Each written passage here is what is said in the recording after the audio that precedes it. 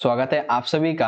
आज हम पढ़ेंगे बच्चों क्लास 11 सब्जेक्ट है होम साइंस और चैप्टर नंबर है 14 जिसका नाम है हमारे परिधान। तो इस चैप्टर के जितने भी इंपॉर्टेंट क्वेश्चन आंसर्स हैं वो हम देखने वाले हैं, जो कि आपके टर्म टू एग्जाम के लिए मोस्ट इंपॉर्टेंट क्वेश्चंस आंसर्स होने वाले हैं। चलिए स्टार्ट करते हैं। जैसे कि आपका जो चैप्टर है वो बेसिकली कुछ अवस्थाओं से जुड़ा हुआ है। जैसे कि सबसे पहली अवस्था है शैशव काल, ठीक है, जो कि कितनी है, जन्म से 6 महीने तक। तो क्वेश्चन इस तरह से बनेगा कि बच्चे के जन्म के बाद 6 महीने तक हमें उसका ख्याल कैसे रखना चाहिए, उसके लिए जो कपड़े हैं वो कैसे हमें बनाने चाहिए। तो सबसे पहले तो एक लाइन आप ये लिखेंगे कि प्रारंभिक जो महीने होते हैं बच्चे के, उसे उस समय उष्णता चाहिए, आराम चाहिए और स्वच्छता चाहिए। वो बच्चा जो है वो उसे आराम और स्वच्छता चाहिए। अब इस बच्चे के लिए हमें जो कपड़े हैं वो कैसे सिलने चाहिए। तो हमें बच्चों के लिए कपड़े देखिए ऐसे सिलने चाहिए कि सामने से जो है वो नीचे की ओर खुले हों और उनका जो गला है वो बड़ा होना चाहिए। हमें जो ऐसे धागे जो खींचने वाले होते हैं उनका उपयोग नहीं करना चाहिए। क्यों? क्योंकि बच्चे इसमें उलझ जाते हैं। ठीक है। अगर हमें सबसे पहले तो जो बच्चों के कपड़े होते हैं उसमें हुक या बटन तो नहीं लगाने चाहिए। अगर लगाने भी हैं तो हमें इस तरह से लगाने चाहिए ताकि वह बच्चे को चोट ना पहुंचाए। कमीजें और डायपर, जिसे आप हिंदी में लंगोट कहते हैं, ज्यादा होने चाहिए क्योंकि इन्हें बार बार बदलना पड़ता है। यानी कि लंगोट कह लीजिए या फिर डायपर्स कह लीजिए, ये बच्चों के लिए ज्यादा होने चाहिए। क्यों? क्योंकि बच्चे जो है उन्हें पता तो है होता नहीं हम क्या कर रहे हैं, तो वो कभी भी और कहीं पर भी जो है वो अपना मल मूत्र जो है वो निकालने लगते हैं, यानी कि पोटी वगैरह कर देते हैं। ठीक है, तो इसलिए जो है डायपर्स ज्यादा रखने चाहिए। शिशु के वस्त्र जो है वो बहुत ही मुलायम, हल्के और आराम से पहनने और उतारने लायक होने चाहिए ताकि सरलता से उन्हें कोई किसी प्रकार का चोट या हानि ना पहुंचे। शिशु को ऊनी कपड़ों में ऊनी और सूती का मिश्रण, जिसे हम पल्लू कहते हैं, अच्छा होता है। यानी कि देखिए उसे बच्चे जो हैं उन्हें गर्मियों में या फिर नॉर्मल जो है हम ऊनी और सूती के मिश्रण से संबंधित जो कपड़े होते हैं वो हम पहना सकते हैं। शिशु जो होता है वो इस उम्र में बहुत तेजी से बढ़ते हैं। यानी कि शिशु जो है वो जन्म से 6 महीने के बीच में काफी तेजी से उनकी लंबाई खिंचते हैं। तो हमें क्या करना है, बहुत सारे कपड़े जो है वो एक ही बार में खरीद के नहीं रख लेने। क्यों? क्योंकि उनकी जो लंबाई है वो 6 महीने के बाद बदल जाएगी। समझ गए आप सभी? चलिए क्वेश्चन नंबर सेकंड देख लेते हैं। सेकंड है दूसरी अवस्था से संबंधित घुटनों के बल चलने वाली आयु 6 माह से 1 वर्ष। तो जब बच्चे जो है वो घुटने के बल चलने लगते हैं तो हमें किन किन बातों का ध्यान रखना चाहिए। तो देखो, बच्चे जो होते हैं वो इस अवस्था में थोड़े बहुत आत्मनिर्भर होने लगते हैं। उन्हें सुरक्षित और आरामदायक जो कपड़े होते हैं उसकी आवश्यकता होती है। बच्चों के लिए ऐसे परिधान यानी कि ऐसे कपड़े होने चाहिए जो कि ढीले हों और उनमें उसको पहनने के लिए उस बच्चे को किसी भी प्रकार का जो बाधा होती है उसका सामना ना करना पड़े। ढीले हों, फिट होने वाले कपड़े बुने हुए हों और तिरछी काट वाले परिधान बहुत उपयुक्त होते हैं क्योंकि वे खिंचते हैं और उनमें बढ़ने की गुंजाइश होती है। तो हमें कैसे कपड़ों बच्चों के लिए बनाने चाहिए? ऐसे बच्चों के लिए जो घुटने के बल चलते हैं, ऐसे कपड़े जो तिरछी काट वाले परिधान हो। तिरछी काट वाले यानी कि ऐसे कपड़े जो खींच सके, यानी कि अगर बच्चा उन्हें खींचना चाहे तो खींच सके, ऐसे कपड़े बनाने चाहिए। बहुत अधिक भारी पोशाक हमें उसके लिए नहीं बनानी चाहिए, काफी हल्के बनाने चाहिए। बच्चों को बहुत अधिक कपड़े ना पहने, यानी कि बच्चे जो है उन्हें ऐसा नहीं कि आपने एक जो पैंट या शर्ट पहना दी, मतलब नॉर्मल जो होते हैं लंगोट पहना दिया आपने, उसके ऊपर एक और पहना दिया, फिर एक और पहना दिया, इतने ज्यादा कपड़ों से ना पहने। परिधान जो है, कपड़े जो है वो ऐसे बनाए जाने चाहिए ताकि मुलायम हो, चिकने हो और आसानी से वे गंदे ना हो। बच्चों के कपड़ों की देख रेख यानी उनको इस्त्री करना और उनको धोना आसान हो, ऐसे कपड़े बनाए जाएं। परिधान में खुला भाग सुविधाजनक होना चाहिए। जो कपड़े हैं उनमें जो भाग है वो खुला होना चाहिए, जिससे कि बच्चे जो है उनको उतारने और उनको पहनने में आसानी होती है। और इस आयु के लिए सर्वाधिक उपयुक्त जो होते हैं वो रोम्पस और सनसूट्स परिधान होते हैं, जो कि बुने हुए होते हैं या फिर बुनाई वाले जो होते हैं वो इससे कपड़े बनाते हैं। तो हमें ऐसे कपड़ों का उपयोग करना चाहिए। तो जब बच्चे जो है वो घुटने के बल चलने लगते हैं तो हमें कुछ इन बातों का, निम्नलिखित बातों का ध्यान रखना चाहिए। उसके बाद आती है तीसरी अवस्था। इसमें देखिए 2 क्वेश्चन बनेंगे। टोडलर अवस्था 1 से 2 वर्ष की आयु। तो सबसे पहले तो एक बनेगा टोडलर अवस्था कहते किसे हैं। फिर पूछेगा जूतों में इसका क्या महत्व होता है। टोडलर अवस्था में जूतों का क्या महत्व होता है। तो देखिए, इस वर्ग आयु के बच्चे बहुत ही सक्रिय हो जाते हैं, यानी कि वो थोड़े थोड़े सी चीजों को समझ लेते हैं। वे अधिकांश कार्य जो है वो अपने आप ही करना चाहते हैं। बच्चे इस अवस्था में चलना शुरू कर देते हैं, चलने की प्रारंभिक अवस्था, इसलिए जूते, मोजे या चप्पल पहनावे का अनिवार्य अंग बन जाते हैं। टॉडलर के लिए जबला जो है वो सबसे उपयुक्त परिधान होता है। जबला एक तरह से कपड़ा होता है, वो इन बच्चों के लिए उपयुक्त होता है। तो ये होती है टॉडलर अवस्था। अब इसमें जूतों का क्या महत्व है या फिर जूतों का चयन जो है वो कैसे किया जाता है, ये क्वेश्चन पूछा जा सकता है। तो सबसे पहले तो जूते जो है वो लचीली तली यानी कि ऐसी तली जो लचीले और ज्यादा ऊंची या फिर बड़े नहीं होने चाहिए। खुरदरे सोल की मोटाई 1/8 यानी कि खुरदरे सोल यानी कि 1/8 इतने इंच की होने चाहिए। जूते जो है वो बिना एड़ी और अधिक ऊंचाई वाले नहीं होने चाहिए, ठीक है। उसके बाद जूते का पंजे वाला भाग भरा और फूला हो, यानी कि जो भाग जूते का पंजे वाला होता है, आगे वाला जो होता है, जो उंगली होती है जहाँ पे, वो भरा हुआ हो और फूला हो, ताकि बच्चे जो वो आसानी से चल सकें। सही फिटिंग वाले जूते बच्चों के संतुलन बनाते हैं। चढ़ने और दौड़ने के लिए चढ़ने और दौड़ने के दौरान शारीरिक कौशल का सही निर्माण करने में सहायक होते हैं। तो एक अच्छे जूते का चयन उस बच्चे के लिए काफी महत्वपूर्ण हो जाता है, ठीक है। तो टॉडलर अवस्था क्या है और जूतों का चयन कैसे किया जाता है, समझ में आ गया होगा आप सभी को। आगे आ जाते हैं अगली, ये है विद्यालय पूर्व आयु, ठीक है। तो पूर्व विद्यालय आयु के बच्चों के परिधानों में जो अपेक्षित विशेषताएं हैं वे कौन कौन सी होती हैं, तो उसे समझाइए। तो अपेक्षित विशेषताएं देखिए यहाँ पे लिखी हुई हैं, लेकिन उससे पहले आपको ये समझना होगा कि ये विद्यालय पूर्व आयु जो है 2 से 6 वर्ष की आखिर होती क्या है। तो इसमें देखिए क्या होता है कि जो बच्चे होते हैं उनके कपड़े स्वास्थ्य, आराम और सुविधाजनक होने चाहिए। जो बच्चे होते हैं उनके कपड़े स्वास्थ्य, आराम और सुविधाजनक होने चाहिए, जो विद्यालय पूर्व आयु के बच्चे। परिधान मजबूत होने चाहिए, क्यों? क्योंकि बच्चे जो है वो बहुत अधिक खेलते हैं, इसलिए उपयुक्त चयन बहुत ही आवश्यक होता है। तो ठीक है, कपड़े कैसे होने चाहिए? काफी मजबूत होने चाहिए। वस्त्र जो है मजबूत भी हो, हल्के भी हो, ठीक है। हल्के कपड़े से निर्मित होने चाहिए जिन्हें पहले सिकुड़ा गया हो और उनकी देखभाल करना आसान हो। पूर्वी स्कूली बच्चों के लिए सूती कपड़ा अधिक उपयुक्त होता है, यानी कि ऐसे बच्चे जो पूर्व स्कूली बच्चे होते हैं उनके लिए सूती कपड़ा बहुत अच्छा होता है, क्योंकि यह स्वास्थ्य की अच्छी तरीके से देखभाल करता है, जल अवशोषी होते हैं, यानी कि पसीने वगैरह को अवशोष कर लेता है और इसको धोना भी आसान होता है।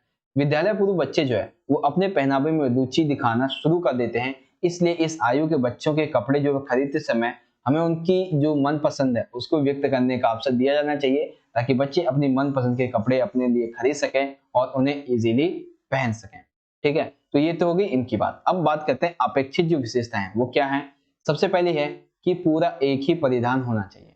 अगले अगले हिस्से का खुला भाग काफी बड़ा या फिर लंबा होने चाहिए। उसमें बड़े बड़े बटन होने चाहिए।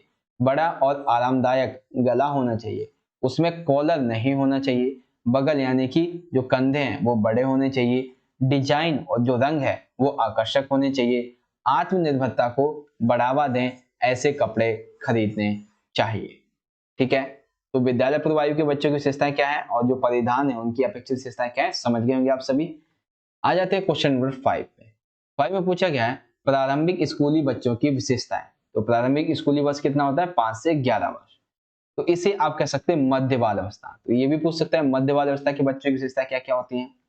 तो देखिए इसे हम कह सकते हैं मध्य बाल अवस्था। तो इसमें क्या होता है कि इसमें शारीरिक सक्रियता जो है वो बहुत ज्यादा हो जाती है और लड़के एवं लड़कियां दोनों ही खेल कूद में रुचि रखने लगते हैं। यानी कि जब बच्चे 5 से 11 वर्ष के होने लगते हैं तो सिंपल सी बात है वो थोड़ा खेलना शुरू कर देते हैं, चाहे वो लड़के हो लड़की हो दोनों ही। मित्र मंडली से स्वीकार्यता प्राप्त करने के लिए विशिष्ट कपड़ों के प्रति पसंद और नापसंद विकसित हो जाती है। यानी कि जो ये बच्चे होते हैं इस अवस्था में वो अपने मित्रों से पूछते हैं कि मेरे ऊपर कैसे अच्छे लगेंगे, तेरे ऊपर ऐसे कपड़े अच्छे लगेंगे। तो उनकी पसंद और नापसंद जो है वो विकसित होने लगते हैं। आरामदायक परिधान, यानी कि ऐसे कपड़े जो बच्चे के लिए अच्छे हो, आरामदायक हो, वो हमें खरीदने चाहिए।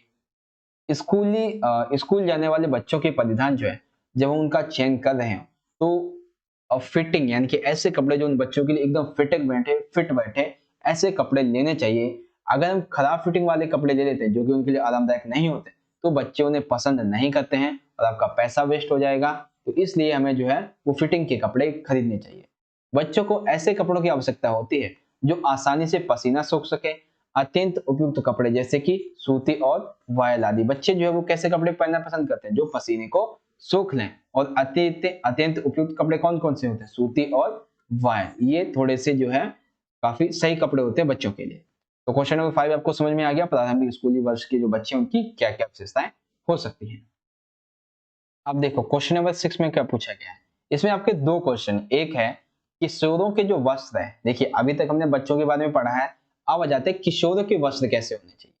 किशोरों के लिए वस्त्रों का जब हम चयन करते हैं तो वो एक कठिन कार्य क्यों माना जाता है, और किशोर जो आयु है 11 से 19 वर्ष, इसका वर्णन कीजिए। तो सबसे पहले हम समझेंगे किशोरों के वस्त्र होने कैसे चाहिए। तो देखो, किशोर अवस्था के दौरान जो बच्चे होते हैं उनमें वृद्धि तेजी से होती है और शरीर के विभिन्न अंग जो हैं वो अलग अलग अनुपातों में विकसित होने लगते हैं। जैसे कि किशोरों के वस्त्र जो है वो ऐसे होने चाहिए जो कि धोने में आसान हो, ताकि स्वच्छता के द्वारा उन्हें त्वचा संबंधी परेशानियां जैसे कि फोड़े फुंसी इत्यादि से बचाया जा सके। ठीक है, तो कपड़े कैसे होने चाहिए, ऐसे जो धोने में आसान हो, जो स्वच्छ रह सके, ताकि जो बच्चे हैं उनको परेशानियां जैसे फुंसी फोड़े जो है वो ये ना हो। उसके बाद है किशोरों के परिधानों का डिजाइन ऐसा होना चाहिए जो उनकी गति में बाधक ना बने, यानी कि डिजाइन जो वो हमें इस तरह का चेंज करना चाहिए जो बच्चे के विकास में बाधक ना बने। किशोरों के वस्त्र किसी भी प्रकार के असभ्य दिखने वाले नहीं होने चाहिए, असभ्य नहीं असभ्य है, ठीक है, ये क्या है भा। तो ऐसे वस्त्र हमें नहीं खरीदनी चाहिए बच्चों के लिए जो उन्हें असभ्य दिखाते हो, यानी कि आजकल फैशन आपने देखी ही होगी, तो ऐसे फैशन वाले कपड़े हमें नहीं खरीदने चाहिए। वस्त्र जो है वो मुलायम हो, लचीले हो और विभिन्न प्रकार के अलंकरण यानी कि थोड़े ऐसे हो जो बच्चे को देखने में अच्छे लगे, थोड़ी डिजाइन कह सकते हैं आप, डिजाइन कैसी मतलब उसमें कलर्स वगैरह कुछ ऐसे हो, लेकिन ऐसे नहीं फटे जैसे हो, ऐसे नहीं होने चाहिए।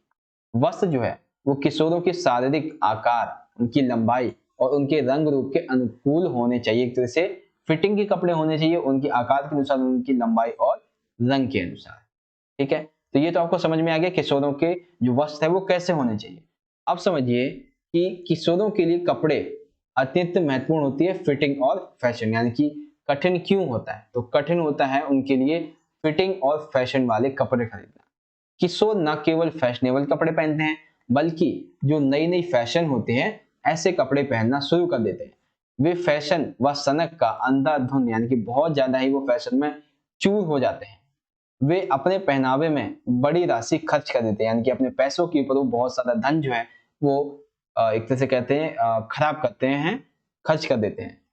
खेल खुद या फिर खेल सॉरी यहाँ पे कूद होना चाहिए, ठीक है, खेल कूद, खेल कूद या कसरत के लिए तैयार होते समय ऐसे कपड़े या फिर जूते पहनने चाहिए जो आरामदायक हो, जिनमें खिंचाव हो सके, छाले मोच या फिर पैर में टखने में सूजन जैसी समस्याओं से बचा सके। ऐसे जूते जो है, ऐसे कपड़े जो है वो हमें पहनने चाहिए।